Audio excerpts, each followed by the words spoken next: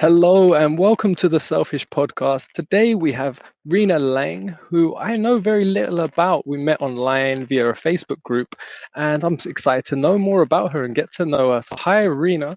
Can you just share to the audience where in the world you are and what time of day is it for you?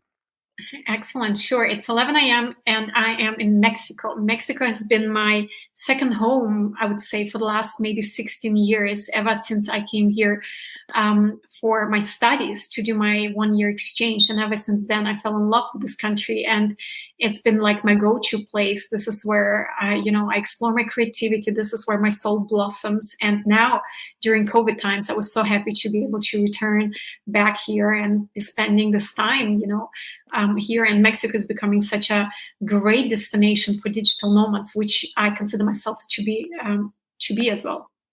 Oh, nice. That sounds beautiful. I always wanted to, or plan to see Mexico one day. It's a little far from me here in Spain, but I do look forward to seeing it one day. And hopefully my Spanish will be even better once I get there. Sure. Okay, One of the best decisions I've ever made is actually learning Spanish, I would say. Yeah, it's I find it quite difficult to learn, but it's more I haven't put in the volume of effort that would make me learn it. But languages has always been something that I've never just caught on with. But I know enough to get by, enough to shop, enough to be polite, and I'm still learning. Yeah, well, what I'd like to know is I'd like to go back a little bit. Can you just tell me paint a picture of your childhood? What was life like for you pre 10 years old? Where did you grow up? What was your parents like? So nothing really special. I love going to school, loved reading, loved my mother's a big reader. My father was mostly traveling, being just out and about. And and so I have also siblings. I grew up just playing with my brother and my sister. I grew up in a village and very kind of sheltered life, I would say. I'm just busy being out in the nature a lot, but also in winter is just spending time indoors and inventing stories and drawing and painting, exploring my creativity, which unfortunately, at some point I kind of gave up on, and I started studying economic science and just going into this whole business world. And now I'm kind of on this journey of finding back to my roots, I would say, and exploring my creativity again. And just embracing it, because eventually my choices of kind of starving my creativity have led me to depression and led me to all kinds of dark places, which creativity again helped me to get out. Oh, nice. Very interesting. Can I just ask, where did you grow up? What country are you from? So I'm originally from Germany. And yeah. So it's really interesting. I think I suffered a lot, and I share on my one on the podcast a lot about I had a depression for a very long time, and I do think a major part of depression is when we suppress our creativity, when we're not being the creators we are, and you're being something, you're almost creating something you're not, and that causes such friction and discomfort. You're going against yourself. It's this whole battle of being against doing, I would say. Now I coach around mind and brain power and just increasing intelligence and such. And one of the things that I find very, very powerful is actually helping my clients to understand and drive it home for them, that we were made incredible. We were amazing. We are amazing. And if you remember the last time you held a baby in your arms, that baby doesn't have to do anything. They're just such a gift from God, from the universe, and so perfect, so amazing. Then we buy into this idea that being amazing is not enough. There is something else we need to do to become perfect, and we turn toward this life of doing, catching up, and somebody eventually down the road will tell us that we are perfect, and here's a good grade, and here is you've been a good girl, been a good boy, and such. And we just try to chase that carrot all the time of there's something we need to do. And that's something that I definitely bought into. I was fried my brain several times chasing that, trying to be the best in class and best at the university and studying more and pursuing that career. It left me actually Well, the good thing is I traveled all over the world and I experienced Asia and Australia and North, South America, all those places eventually. And it's been an exciting journey, but it definitely I wasn't doing it because I was being that and I wanted to travel and experience it. It was more because, well, to succeed, I needed to do all those different things. And that's what eventually led me to depression is literally burning myself out many, many times. B is not being comfortable of being alone with myself even for 5 minutes. So I kept myself very, very busy because I was afraid of all the skeletons in my closet. And then, of course, C is actually reaching that point. Okay, I've been chasing that carrot and people promise me if I get that degree, I'm going to be happy. If I get that job, I'm going to be happy. If I start making that money, I'm going to be happy. And I wasn't happy still. So it's kind of like awakening to this whole reality. Okay, like somebody's lying to me here. And I have to do something. And luckily for me, I always had friends or people around me that were happy, that were much more bubbly and joyful and such. And I was like, okay, I don't accept that this is the way I was born. This is how it always will be for me. That was my whole awakening where I started, okay, wait a minute. I can become like them. What the hell do I need to do to become like them? And this led me in this whole inner journey and exploring my inner worlds, all the things I didn't want to look at before. And I was afraid of spending even 5 minutes with that reality and then realizing this is my safety boat. Yeah, interesting. Would you say that's like what comes to mind when I say your first struggle in life? What was it? Depression? What was your first, like you say, trying to reach certain expectations? Well, I would say the big awakening came for me really when I came to Mexico. Just stepping out, of a certain bubble that I grew up with, and moving to this country where people are happy and friendly and they're hugging you and kissing you, and me just being like an icicle almost in the beginning. It's kind of like, why are people so friendly? Why are people hugging me and kissing me? Like, what's wrong with them? And just realizing, wow, the world is different elsewhere. It was really the first time for me leaving and going to somewhere else where people are different. And that's why I love coming here, because it really changed me. It really changed me coming here, and slowly but surely I became less rigid, like, you're too late, you came on time, you're too late. Everybody's late here. And just like building that flexibility into myself and opening myself up a bit more and being less hard on myself, less strict, because I was just coming out of 2 years of university by that time, and when I came here, I was so hard on myself, I was really driven, and everything had to happen like now. And then I came here and people are just like, whatever, let's drink beer, or just let's just have a tackle. Like, why are you taking life so serious? And I started realizing of course there were a few years of this reality clashing with me a bit, but in the end, that fun loving version of me actually won.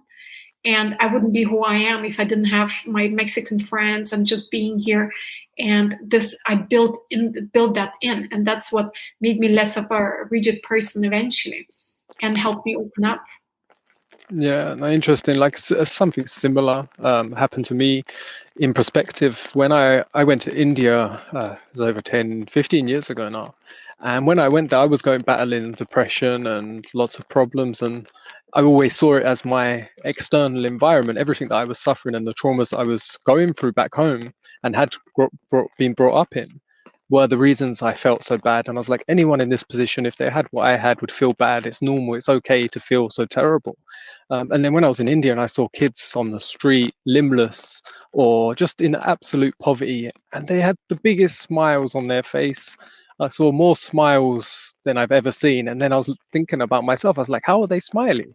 How can they? And it really it didn't instantly shift and my depression was gone, but it gave me a perception that maybe it's not everything you need to achieve, everything you need to do and get that's going to give you that feeling that you're chasing. And at the end of the day, I think we're all chasing feelings.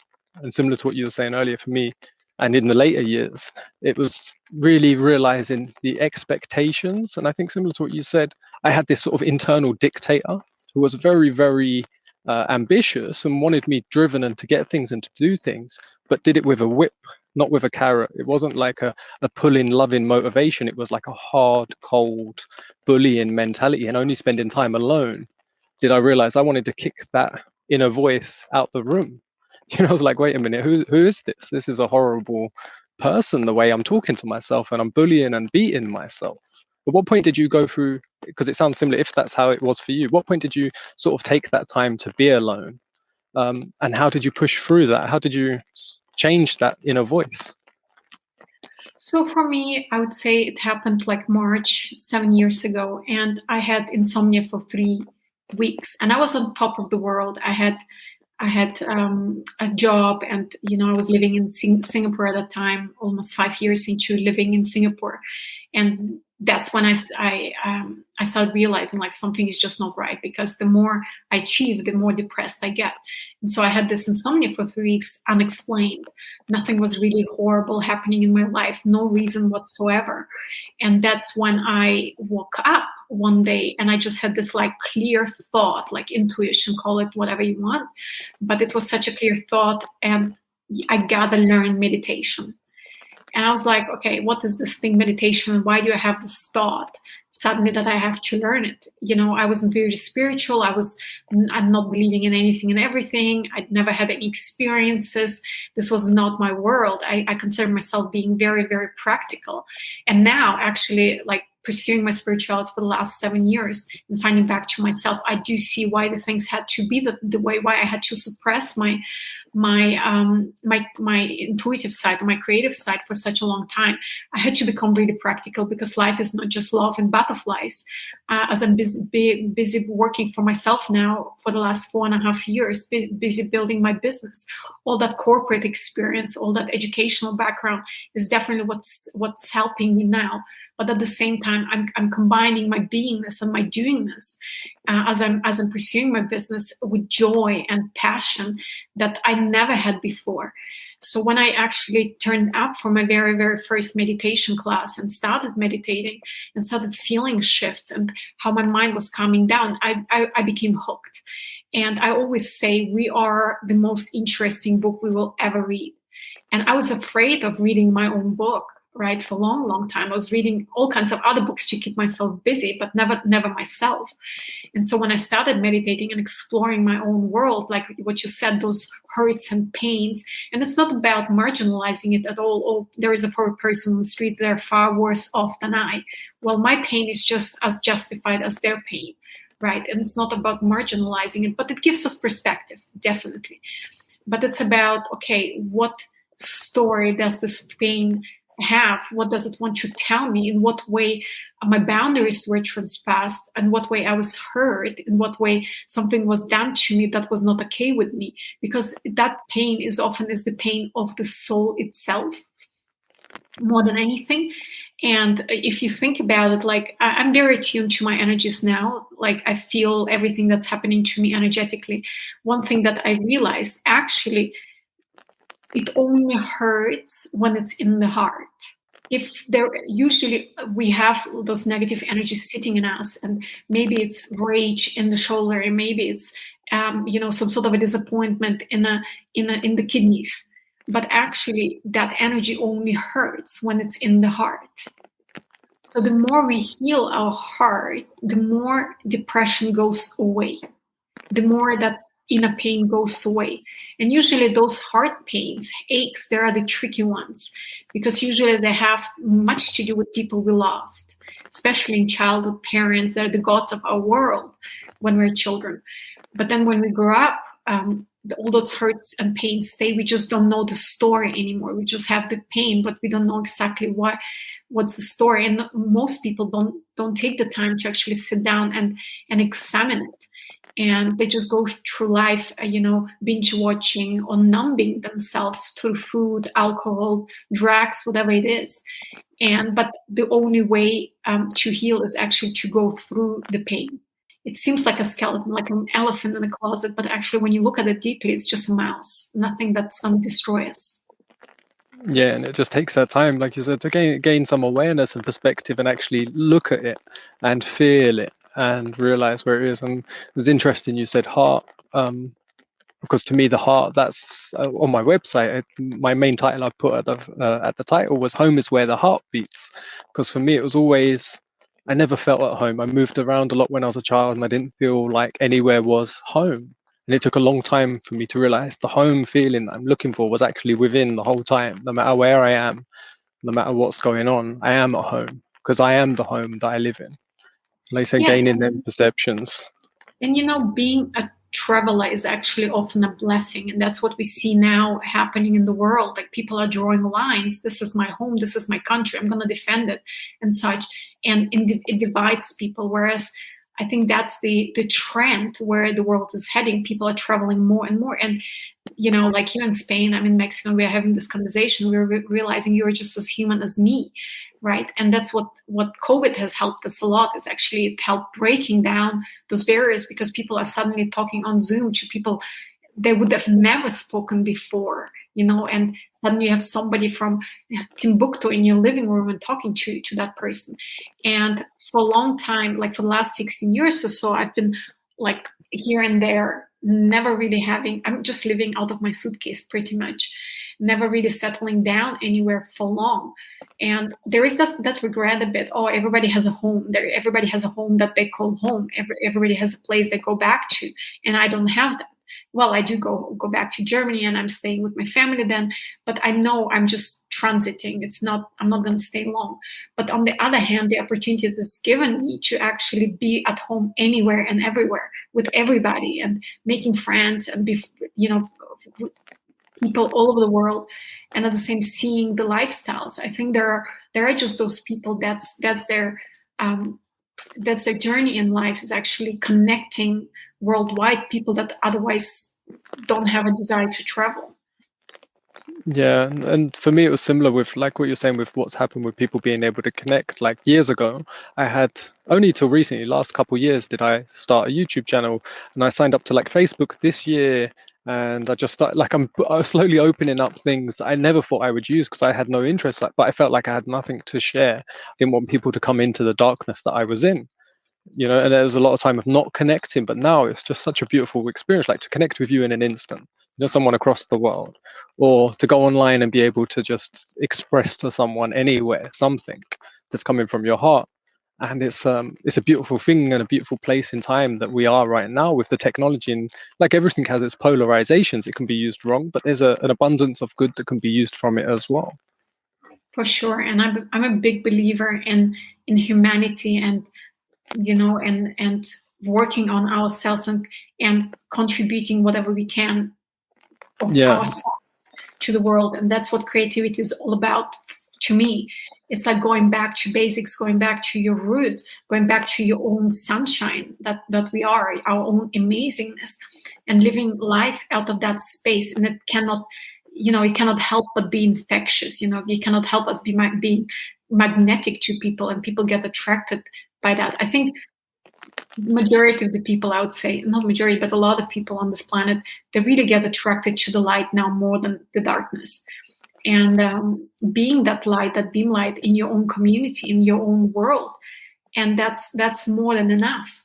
And working as much as you can on yourself, because you can't really change anybody, but you can inspire. And that's what I see myself as being an inspiration.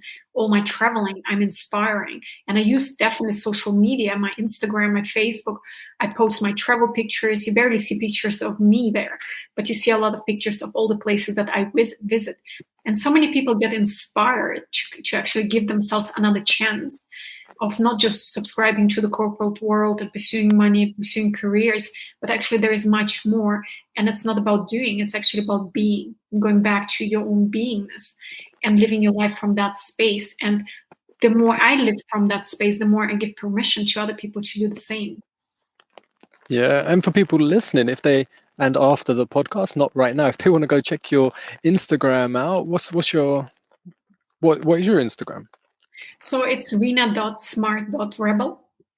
And it's smart and rebel. It's about just generally believing that we're all smart in our unique way. We have all our unique brand of intelligence, and we don't have to subscribe to other people's views on what intelligence is.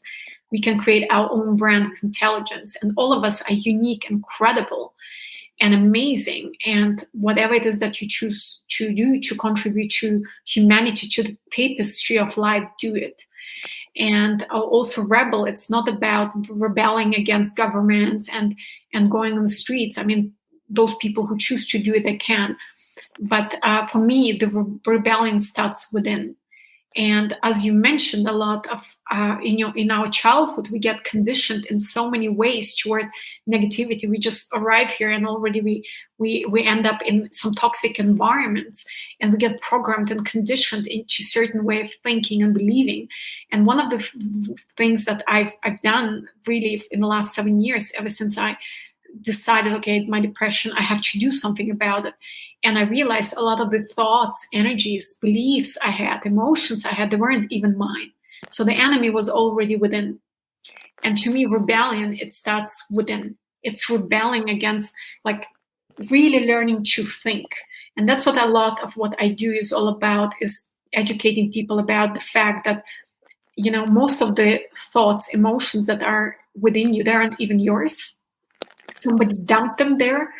Most of us don't even think. We like surrendering and our thinking to somebody else, priests, parents, governments, and because we think they can make better decisions than us. But I guarantee you, if you surrender your thinking to somebody else, they'll not make decisions in your favor.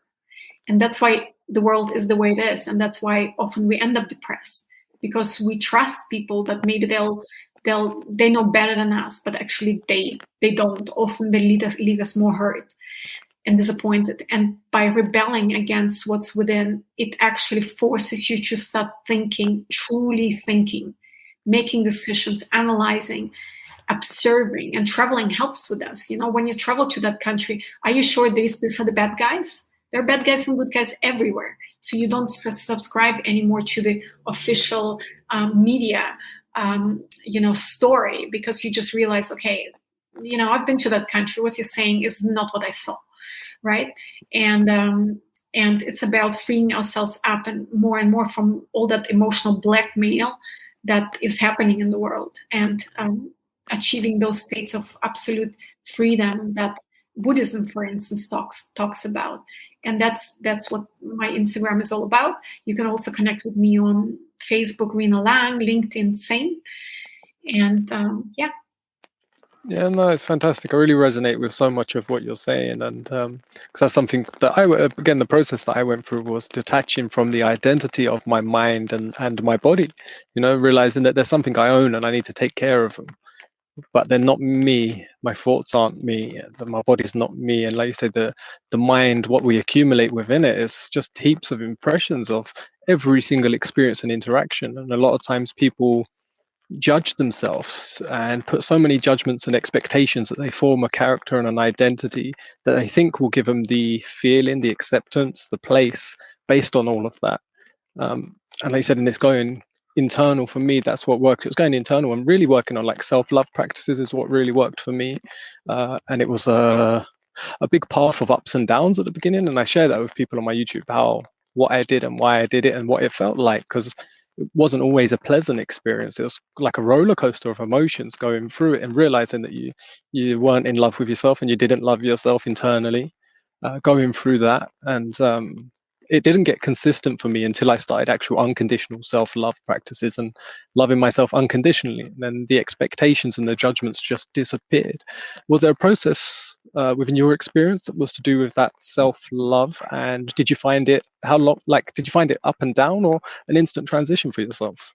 No, definitely not. So I have actually a story about that I would like to share. So when I started meditating and such, I came across a couple that were doing a technique called releasing, and you can find them under the Power of Releasing website, Heiko and Selena. They actually just moved to Mexico recently.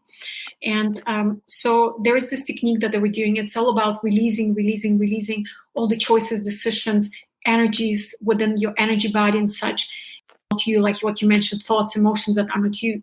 And I went with them. I was on a retreat with them 5 years ago in Malaysia, and somehow it ended up being a whole retreat about self-love, and we were releasing a lot around self-love and healing the heart and such.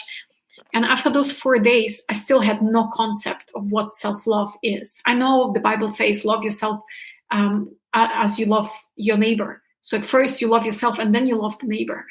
And I asked Heiko, can you please explain to me what self-love is? And I've never forgotten what he shared, and I find it so inspirational. And he said, well, remember the time when you held a newborn baby in your arms? Again, what I was saying before, how amazing and how perfect that baby was. And I have 3 nephews, so I was easily able to connect with that, and how perfect they are. And there's just this unconditional love. You just love them as you're holding them in your arms. And so self-love is when you actually are able to feel the same for yourself. Just imagine you were also that perfect when you came here, just that perfect being, amazing being, and there was nothing you needed to do, and you are still that. You're still that. Nothing has changed. Yes, there have been layers, like an onion, layers and layers of negativity put on you, and you bought into the belief that this is who you are, but actually it's not.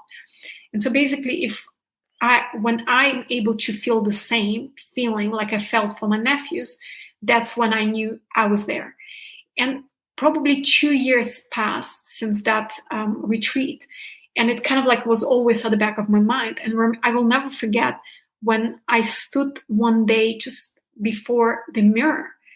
And in the past, whenever I looked at myself in the mirror, all I saw, you know how they say eyes are the gateway to the soul. All I saw was just this like scary, afraid, small being looking back at me. And I'm like, I would sometimes look at myself in the mirror. I'm like, what are you afraid of? Like, what happened to you that there is like a scary little rabbit inside of me, you know? Then after doing all that healing work, my journey and such, there was one day when I just looked at myself in the mirror and I was like, oh my God, I'm so amazing. I just love myself so much. I was like, I kept looking at myself and I was just amazed by this creation, by who I am. Like I breathe, I exist, I'm here, and I'm this incredible, and I'm so brave, you know, to be here. And I felt just so much love for myself. I could have kissed myself. I'd say it's not like this hedonistic way of love, not at all. It's just this is when I walk. I walk to my real true being, which is just this like divine miracle, whichever way you want to call it. I like words to describe it, but that's when I knew I got there. This is self-love to me. And that's been my kind of like perspective ever since for the last couple of years, is that my true self is so firmly anchored in that beautiful being that I am. And I know that this is me, that whatever happens to me throughout the day, well, yeah, I screwed up. It's okay. Isn't it amazing how incredible I can screw up and make mistakes? Well, what can I learn from it? And the whole experience of life changes. It's no longer about, you know, beating yourself up, making mistakes, surviving. You are like that leaf in the ocean, and somebody else gets to decide which way you go, and you have no power whatsoever. And that's how I felt. That's why I was depressed, because I felt so disempowered. But then suddenly I realized, no, I'm actually a boat in the ocean. Yes, the weather can get stormy, but I have a plan, I have a destination, and I'm not going to sink. And all that is happening to me is adding value to me. It's happening for me. And I'm creating every single day my experiences. And life is just getting better and better. And it's about checking in every single day. Okay, what are the lessons of today? What did I learn? Okay, there was this situation. What can I learn from it? It's all about being on top of the game, your game. And it's no longer being like at a loss. Yeah, I resonate with that. And like you said, it's real. So it's really hard to explain like the sensation when it's been, because I believe, like you said with the child thing, that everyone's born fueled. The nourishment in the first, especially year of life, is pure unconditional love from the parents. Otherwise, they won't survive. And we go through processes and things that happen and experiences that make us forget, say, that nourishment and that feeling. And then later in life, you'll have a conversation with someone and you're trying to explain it to them. And it's a bit like trying to explain the taste of chocolate if no one's ever had chocolate before, and you're trying to explain it to them. And you can go through the textures and you can try and say things, but unless you taste it, it's a very hard concept to grasp. And it takes time and awareness. I think, like you said, the meditation, time alone to just witness and feel and really get into your feelings. Like people these days are very intellectual, and they use a lot of their intellect, and sometimes that can start to harm them because they've sort of detached from their feelings and they don't feel that process. At which point did you, like you said, you do that for your business now, you're helping people with this sort of journey, am I correct? And at which point did that start? Yeah, so definitely, because we are entering, whether we want it or not, humanity is entering the mental age. Mind hacking, brain hacking is the next thing. But you cannot jump the gun. You really need to go through the cleaning, emotional body cleaning process. For a long time, we were developing as humanity. We were developing the physical body. We were like Homo sapiens, right? When we started out, there wasn't much emotion. It was very physical, survival, procreation, and such. For the last many thousands of years, humanity was polarized very much in the emotional body, and a lot of people really still are. And that's why I say most people on this planet, they don't really think. They think, but no, it's just emotional reacting out of the solar plexus and such. And that's why we have so much gossip and so much war and so much emotional drama happening on this planet, because most people are polarized in the emotional body. Now, small portion of humanity, they're transitioning now into the mental body, which is the next evolutional step. And it's not a bad thing at all. It's just that it's not about polarizing so much in the mental body that you actually, kind of like sweep the emotions under the carpet. They're still gonna come and hunt you. Eventually, they still pop up as issues, as trouble, as illnesses more than anything. Most of our ailments have actually their source in the emotional body, suppressed emotional world. And that's how I was. I was pushing myself so hard mentally most of my life and studying hard and all that, because I was so afraid of actually looking at my emotional world and all the, as mentioned, all the skeletons there, because it was just too painful. But actually, when you start cleaning your emotional body, and there are all kinds of techniques, meditation is one of them. Just doing, for instance, the technique that Ramana Maharshi popularized about who am I? You just meditate on that one question, who am I? And you just keep asking yourself and keep asking yourself. And I read his biography about 6 months ago, and I started practicing with this technique. And one of the realizations that I had, that's why I'm such a big fan of this technique, is because there is no answer to that question, no answer that we would actually truly comprehend at this stage of our evolution of who we are. But that question shows us who we are not. It creates the space between like what you said, I'm not thoughts, I'm not emotions, I'm not my body, I'm not my problems, I'm not this person that I, that I'm called now. It gives you that space and place to see, okay, there is that eternal observer, and this is who I am. Everything else is not me. And as you keep meditating on this question, more and more space will be created. And eventually, that part of you, which is the consciousness, pure consciousness, some call it soul, whichever way you wanna call it, it starts disentangling itself from the entanglement with the physical body, with the emotional body, with the mental body, and you start creating that place and space of reflection, which is pure calmness. And the more you clean up your emotional body, this is something that, for instance, you can do in the Vipassana retreat, right? Vipassana retreats are everywhere on this planet. They're free. So join one of those. That's when you will get a good opportunity to actually have a really, really good look at what's in your energy body. And it will help you also create that space between that eternal observer, that is in peace and is not entangled at all into all that drama.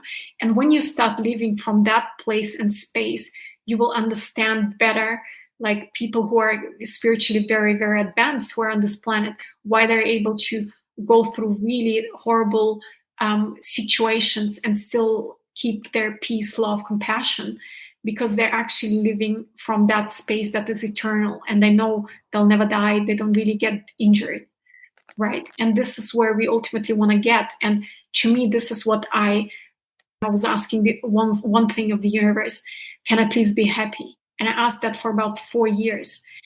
Sorry, no more, maybe 6 years. But for the last 1 year, the only thing I ask is actually freedom. And to me, freedom means emotional, mental, physical freedom. No thought will unravel me. No emotion is going to destroy my day. Nobody has power over me to influence how I think, how I feel. And that's what I'm after. And it requires cleaning up, energetic cleanup. And there are many, many schools out there. If this is something that you're interested in, there are many, many energy healing schools and that you can join and learn from, or hire somebody to help you. Also, you feel free to join my YouTube channel, where I talk a lot about the mind, the brain, and emotions, how it all plays in, the role of creativity, the role of intuition and such, and how we can unlock and unleash greater abilities of the mind. But it can only work when the emotions are healed. It can only work when you have a healthy body, when you start paying attention to it. These are vehicles that the consciousness uses, but all of them are important and they need to be taken care of, because if they don't, they'll drag you down. Yeah, definitely. Is aligned, you can start opening up to your true yourself, to your true genius. We're all geniuses. Whatever Einstein was able to do, we can do. That's why these people are being born, to show us that there's more that we can do with our minds. And it's not about winning the golden lottery or anything. It's about aspiring to do the same. And that's what's the beauty about it, because it's no longer about what the hell is happening in the world, what politicians are doing. It's really all about, well, I'm the most interesting book I'll ever read. Let's create something incredible with what life is giving me, with all these abilities. There is so much I can do to increase my intellectual abilities, my spiritual abilities, my insights, my comprehension of the world, and start exploring consciousness, the universe, and such. And that's a beautiful, beautiful place to arrive, I would say, because nothing is there. There are no limits anymore. There's pure freedom, and it's all about creating and experiencing our creations.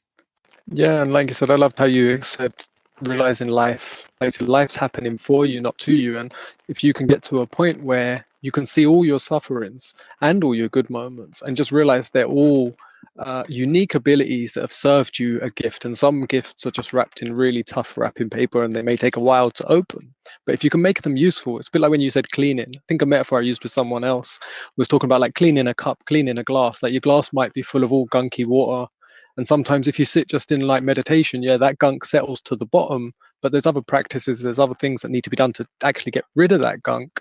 And then it comes into, now you need to fill your cup, now you need to get the fulfillment. And I think that's what a lot of people are looking for now. Lots of people are doing cleaning practices, but they're not feeling fulfilled. They're not feeling that fulfillment. And to me, fulfillment comes from serving others with whatever unique gift you were served in your life experiences, the good and the bad. Do you find a sense of fulfillment when you're serving others in this way through what you do? Well, there are two things that I would like to say about that. First, I would say before you start helping others, help yourself first. Somebody who is thinking cannot really help others. Many people aspire for that big project, that sign from the universe. This is what you were made for, and this is how you're going to change the world. Remember what I said before, for a long time, the only thing I was asking was actually to be happy. And I didn't care about other people. All I cared was about my happiness. And that's what led me also toward realizing self-love. I explain this a lot to my clients as well. Are you a tent or are you a tree? That's the question. Because many people that come to me, they're tents. They're crying their eyes out. They're like, as soon as you put a little bit more responsibility on them, they actually fold.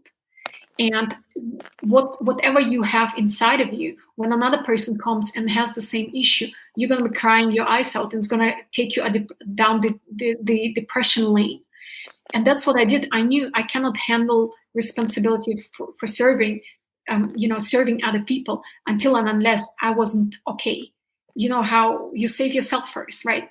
On the plane, on the boat, first you save yourself. And that's what I was realizing intuitively, that I was nowhere ready. I was selfish. That was part of my depression too, because people are often very depressed. They're actually often very, very hung up on themselves, and they're not very caring and helping. Their heart is still very closed. And that was for me definitely the case. Like 7 years ago, if you asked me, I would have said I don't even love my own mother, because I didn't have any concept of love at all. My heart was so closed.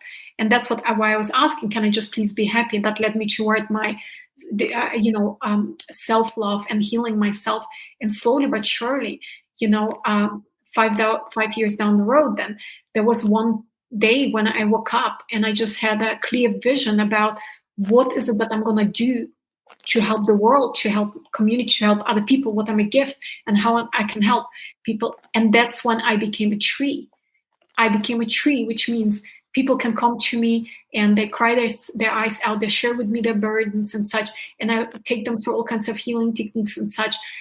But at the end of the session, I'm like a duck. I just shake it off. It doesn't hurt me anymore because there's nothing within me that resonates with that energy anymore. Suffering is when we fight what is.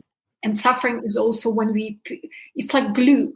If I have the same brand of suffering and you have that same brand of suffering, then we're going to resonate and I'm going to be hurting because that energy is already in me.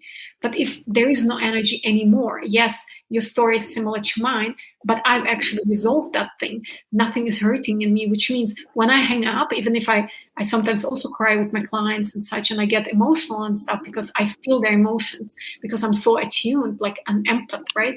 Attuned to other people's emotions. But when I hang up, I'm happy and I'm going back to my normal state of, I call myself the happiest woman or the happiest person I know. And it's really true.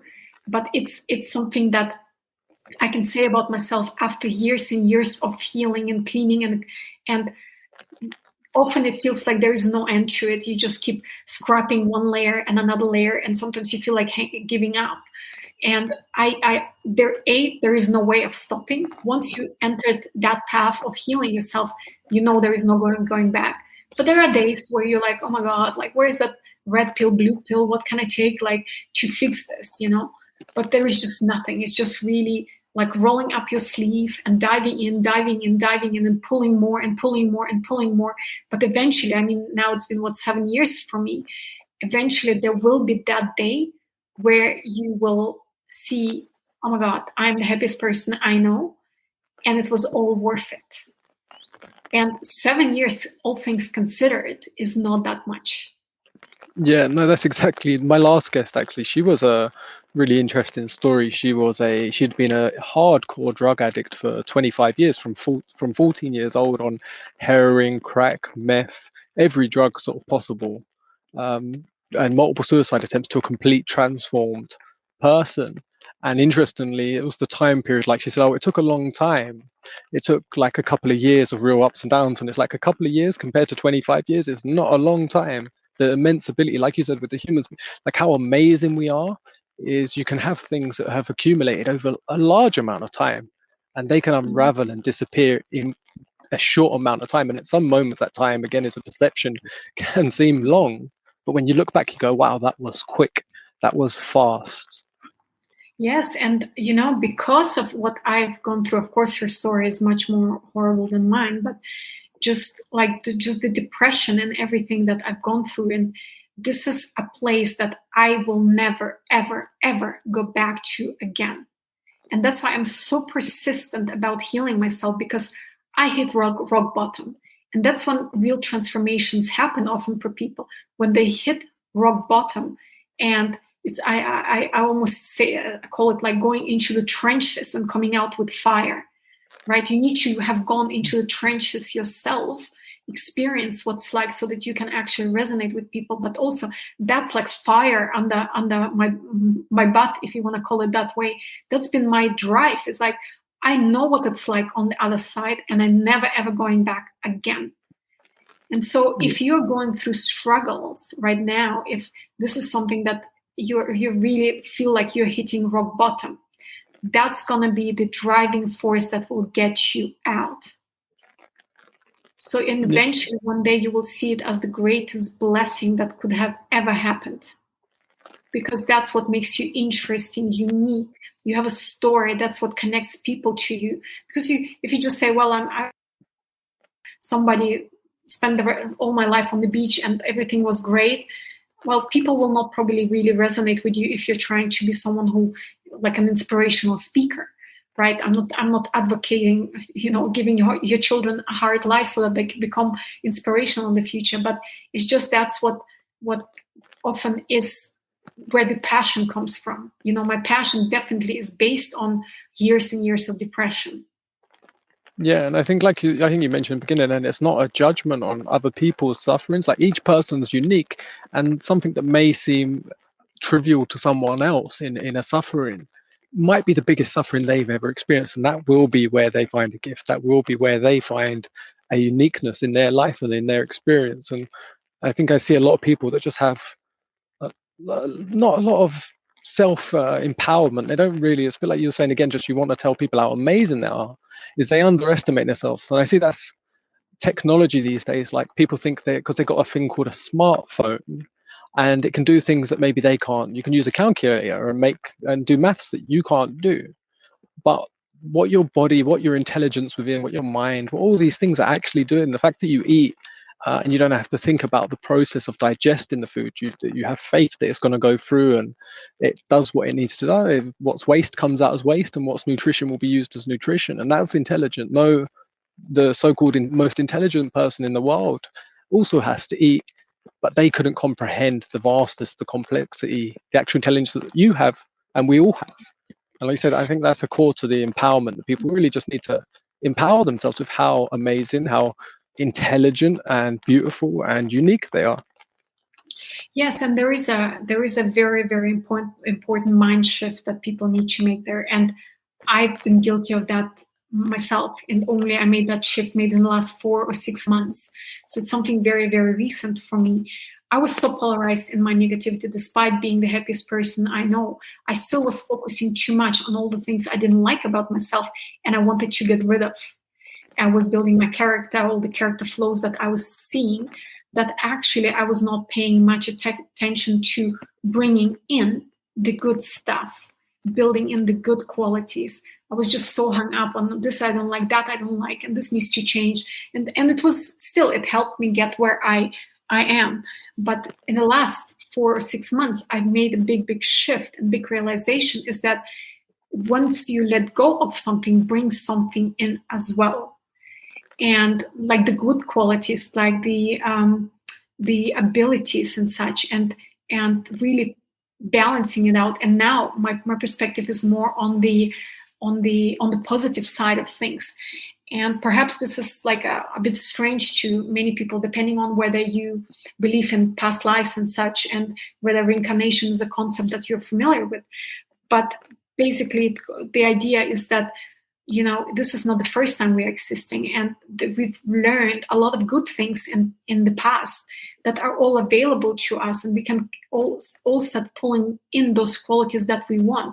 We don't have to learn things from scratch, from anew again. There are a lot of energies that are available to us, and we can easily access that are kind of like learned abilities from the past. Like if you're struggling with public speaking, then just perceive, was there a time in the entire existence of in your entire existence, be this life, past lives, where you were actually a great public speaker? Perceive that energy, bring it closer, and install it, if you want to call it this way, in your own system. And you might be surprised what shifts it might create. So it's not just about releasing, I release that negativity, but actually, okay, I'm going to bring in that energetic quality that I'm lacking. And that might make your life so much easier. It's not just about the negativity, it's about positive things. They're also out there. They're available as an energy. They're available as a thought form. They're available as an emotion. Can I bring that emotion in? You don't have to kind of like generate and learn it, and it doesn't have to be like homegrown right now, right here. It can be actually brought in, installed, and perceived and made part of you to fill up that space that you're freeing up. Because consciousness is an incredible energy field that has many qualities. How many of those qualities are we actually tapping into? Is there a way for us to access more? Yeah, and definitely with you saying like the letting things out and making sure you're bringing things in. Like a big part of my process and what I do daily now, throughout the day, is a lot of breath work. And just like you said with the breath, your breath only works if you breathe out and you breathe in, and they're Yeah. not the same. So, like for me, I set lots of intentions. I feel like what my feeling is I'm only intentions. I'm the witness, and I can set intentions, and that's all I can do, and the rest falls into place, and I get to witness that.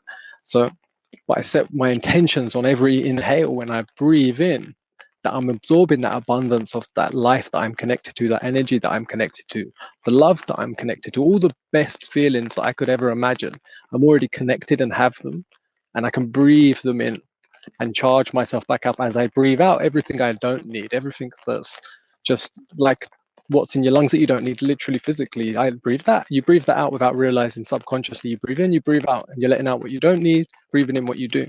I just set intentions strongly when I'm also doing that process, and different techniques with breath work. Do you do any breath work? Like, to me, it's been such a Yeah, I beautiful do process. balancing breathings and such. I do some breath work, and yeah, it's a very very good technique to recharge your body. But it's a good point. I used to do that as well in the past. Always breathe out what you don't need. I think it's a very Buddhist practice, and then bringing in what you need. And don't expect like miracles that from one day to another you're going to be more loving and such. It takes time. It takes time, but persist, continue, and results are going to be there. Yeah, consistency is definitely key. Like I said, if you set yourself on expectations, they're always something you're chasing. You're living in the future. Expectations are in the future, and you lose the moment that you're actually in, and the feeling's there. It's there in that moment. But if you set the expectations constantly too strong, you're going to be chasing that. And like you said, you're living in the future and tracing something to come, a feeling to come.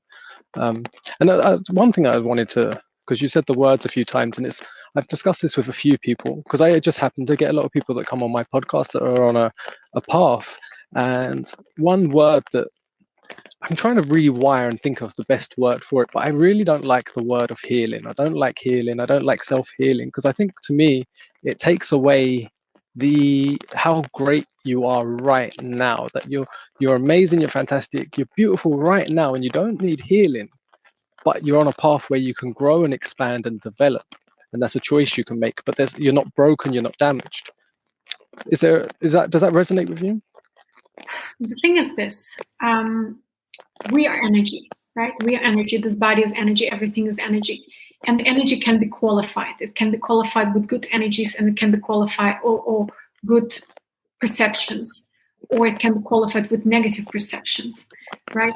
And a lot of the energy that's going around on this planet is not very healthy, including food. It's just there is the low vibrational energy and there's the high vibrational energy. That's how I think. I think about everything in form of vibration, in form of sound, in form of energy. And the energy can be made to do something, right? And the same as with bodies. Our bodies, and there is an intelligence to that energy. There is an incredible intelligence to that energy. And the thing is this: when we polarize in negativity, we vibrate low. I love people watching. When I sit on bench, I love sitting on benches and watching people, because their bodies tell me stories about. It's not about the physical body itself. It's about the contents of the energy field. And usually, most people, they are so used to the energy that they're carrying. Sometimes when I touch people energetically, my arm feels like it's going to fall off and die. It's just so painful, and we just get so numb to that pain that we don't feel it anymore. We don't experience it as such a painful thing, but our body still feels, and it starts breaking down. Whether you like the word healing or not, people die sooner than they should, right? This often bodies die way before that time. So something there energetically is happening to the physical body, because there's something in the energy body itself that is qualified with very, very painful negative energies that are vibrating in the opposition to the energy of love, right? Many people subscribe to that idea. Love is all there is, and the opposite of love is fear. And maybe this is true. Maybe opposite of love is fear, because a lot of fear is going around in this world, and making us worry and regret and resent and make us sick, right? So which is where energetically you don't really need heal energies, but you transform energy. So on that point, I give you right. You're right in that sense that energies don't need to be healed, but they can be transformed to vibrate higher and be aligned more with our true essence, which is love and light, right?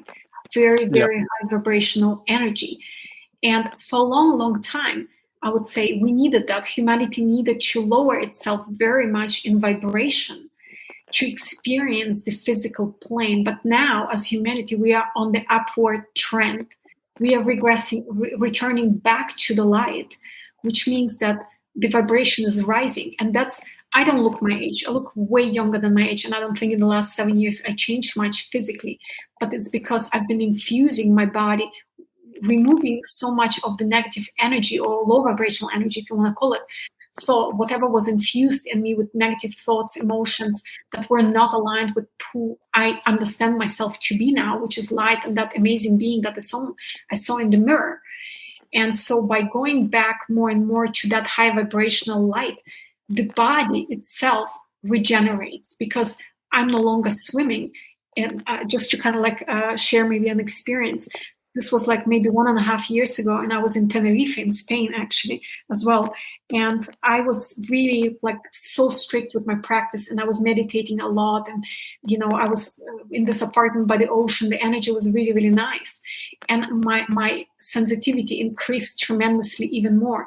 And I started feeling my energy filled my aura, and it was just feeling like swimming in an oily tank, like full of shit, pretty much. It really felt like slimy and sleazy to me. And it went on for a couple of days. I actually had to close down my clairvoyance because I knew I could not live like this. But it was quite an eye-opening experience to, after like 6-7 years of meditating, still how not very clean my energy field was, that it felt so slimy to me. And so I kept meditating even more, because only when I was meditating, I was feeling like, okay, now I'm flooded with light and I can actually handle it. But after a few days, I'm like, okay, I cannot be meditating. It's just making things worse because it makes me even more sensitive. I actually had to go and close down my clairvoyance. And then I was able to continue with my life. So basically what I'm trying to say is that the physical body, maybe our brain is not picking up on all that's going on with us energetically, but the body does. And that's why the body deteriorates, if you want to call it that way, because of all that energy that our tank contains. So by meditating, by transforming your energies, by all that positive talk and bringing in positive qualities and such, as you keep transforming the energies, automatically your physical body recovers, because it's such an incredible, intelligent, beautiful, miraculous thing that we have at our disposal. And so a lot of things can be turned around.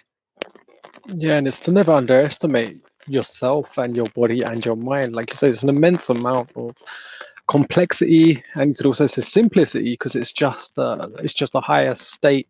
And like you said, it's such a beautiful to hear your story and your journey and your passion. Like, you're so passionate about it and your life. And like you said, then that's the gift that you got from your sufferings that you transformed into the gifts you can serve others. So it's so beautiful to hear. And I look forward to. I will be following and checking your YouTube out myself.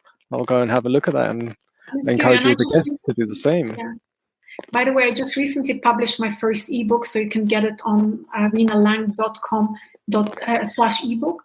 So grab a copy. I talk a lot about the mind, the brain, the energies there as well. And I have a YouTube channel. Check it out as well. All the links are going to be in rinalang.com/ebook.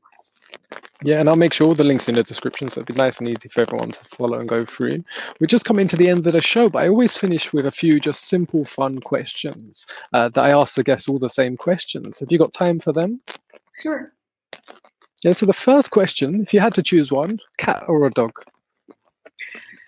A dog. Okay. Yeah. And what's your favorite color?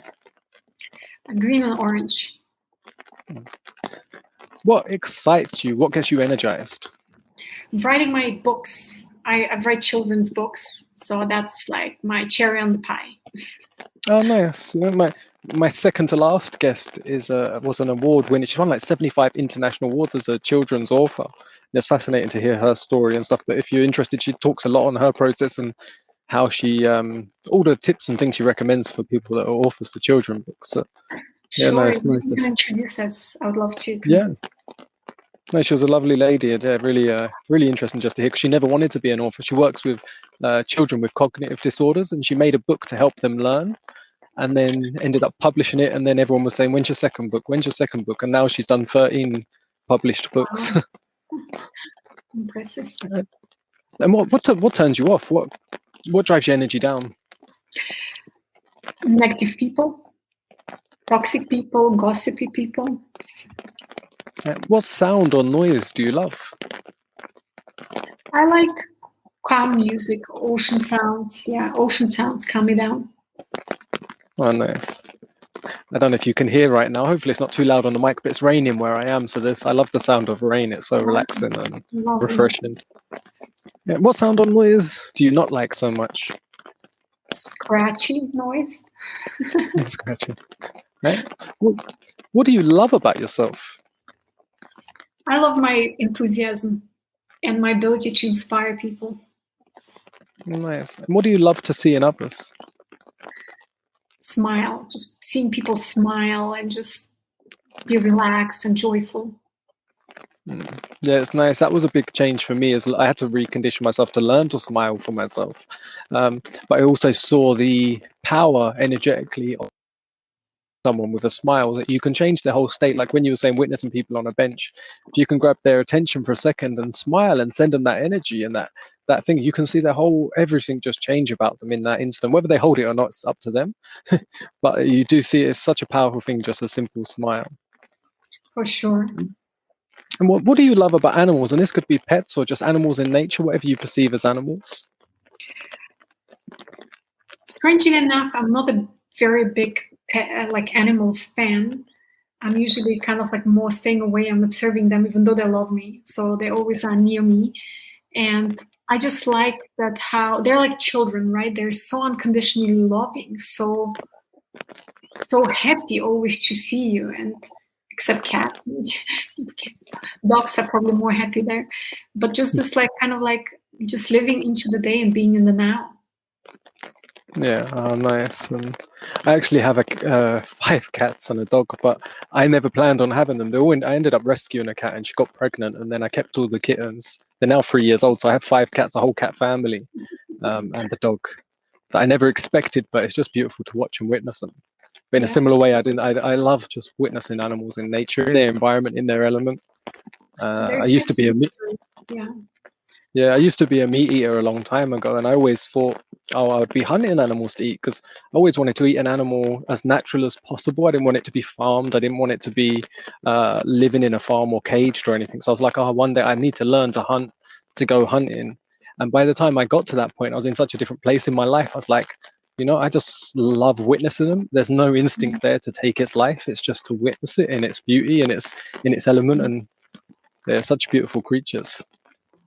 It's been an absolute pleasure to hear your story, and I look forward to looking up and finding more about you and seeing what you do over the years and the people you inspire and touch. Sure. Thank you so much, Luke. I really enjoyed your questions. Thank you. And your show will be out on a Sunday. I release them at the same time every Sunday.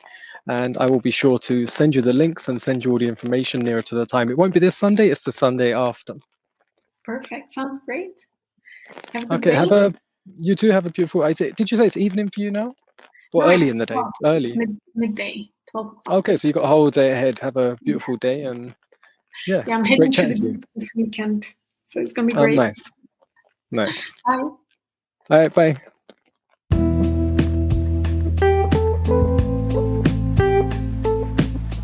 Thank you so much for being here and listening to the Selfish Podcast. I'm your host, Luke Greenheart, and I appreciate you being here. Don't forget to check out my YouTube channel. Just search Luke Greenheart on YouTube. You'll find me. Check out my website, lukegreenheart.com. Have an amazing day, and stay tuned for more episodes. I'll be interviewing guests on their path of self-development, their paths of self, getting to know them in much more intimacy, much more depth, sharing and connecting with all, so we can have a much more blissful, joyful, and productive life together. All right. Much love. Have a great day.